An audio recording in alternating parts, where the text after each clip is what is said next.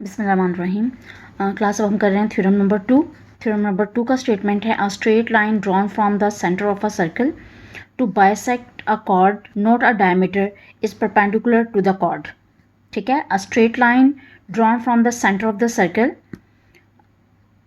To the bisect a chord. अगर आप circle के सेंटर से एक लाइन ड्रॉ करते हैं जो आपकी कॉर्ड को बाइसेक्ट करती है, तो जो लाइन है वो कॉर्ड पर परपेंडिकुलर होगी। ठीक है, इसके लिए हमने ले लिया है एक सर्कल। और प्लीज़ काइंडली फिगर ड्रॉ करते हुए ख्याल रखिएगा, कंपास यूज़ करना है आपने। सेंटर ऑफ द सर्कल हमने ले लिया है यहाँ पर। लेने के बाद अब हमें यहाँ से सबसे पहले तो एक कॉर्ड लेनी है। अच्छा, कॉर्ड जो है वो डायमीटर नहीं है, जैसे मेंशन है थ्योरम में। डायमीटर वो लाइन होती है, वो कॉर्ड होती है जो सेंटर से पास होती है, और ये सेंटर से पास नहीं हो रही है। ठीक है, तो हम यहाँ पर एक कॉर्ड ड्रॉ करते हैं, उसके बाद हमने उस पर एक परपेंडिकुलर लाइन ड्रॉ करनी है। ठीक है, मैंने एक कॉर्ड ड्रॉ कर लिया है और ये कॉर्ड है मेरे पास ए एंड बी। ठीक है, और मैंने यहाँ पर एक मिड पॉइंट से एक परपेंडिकुलर ड्रॉ कर दिया है जो पॉइंट ओ को ज्वाइन कर रहा है। ठीक है, अब मुझे गिवन क्या था? मुझे गिवन था एक सर्कल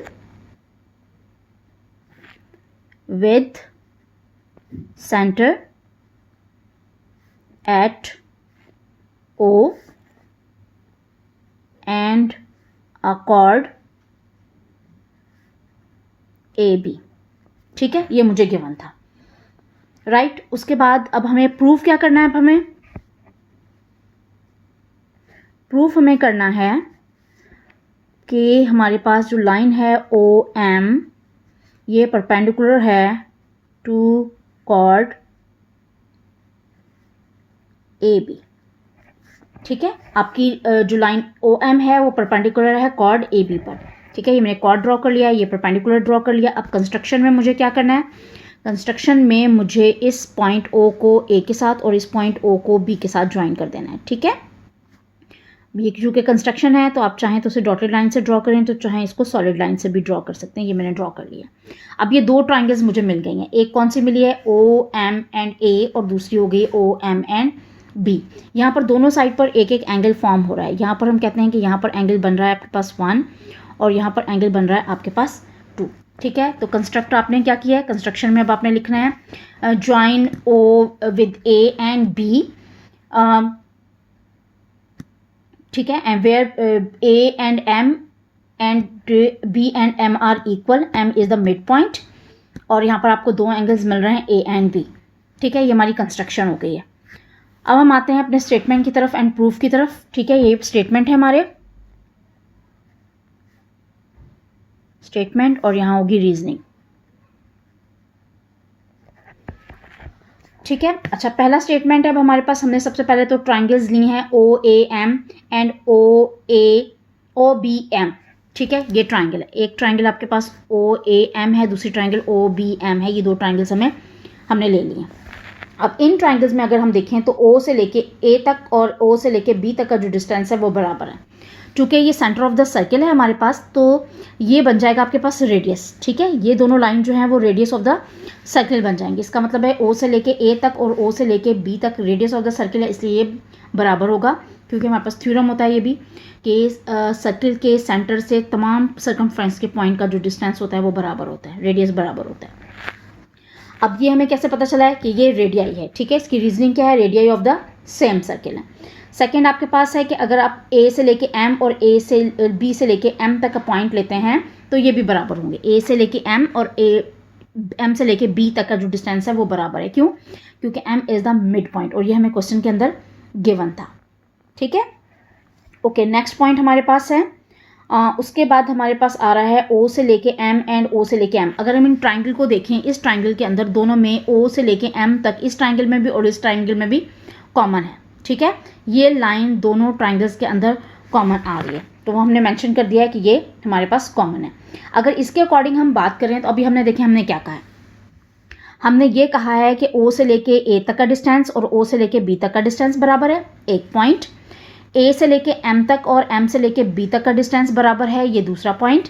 और हमने कहा है कि ओ से लेके एम तक जो है ये बराबर है, दोनों में कॉमन है, तो ये तीसरा पॉइंट। अब हमने तीन साइड कंपेयर कर लिए, यानी ओ से ए, ओ से बी बराबर हो गया, ए से एम और बी से एम बराबर हो गया, और ओ एम इसमें कॉमन हो गया।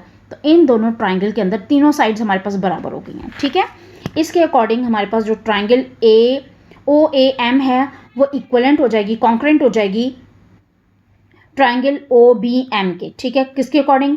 हमारे पास पोस्टुलेट था एस एस एस पोस्टुलेट, यानी साइड साइड साइड पोस्टुलेट, यानी दोनों ट्राइंगल्स की तीनों साइड्स टू के बराबर हैं, इसलिए दोनों ट्राइंगल्स जो हैं वो कॉन्करेंट ट्राइंगल्स हो गए हैं। इसके अकॉर्डिंग अगर हम बात करें तो ये दो ट्राइंगल्स हैं, तो इसमें जब ये ट्राइंगल्स कॉन्करेंट है तो इसका मतलब है इनके एंगल्स भी कॉन्करेंट होंगे।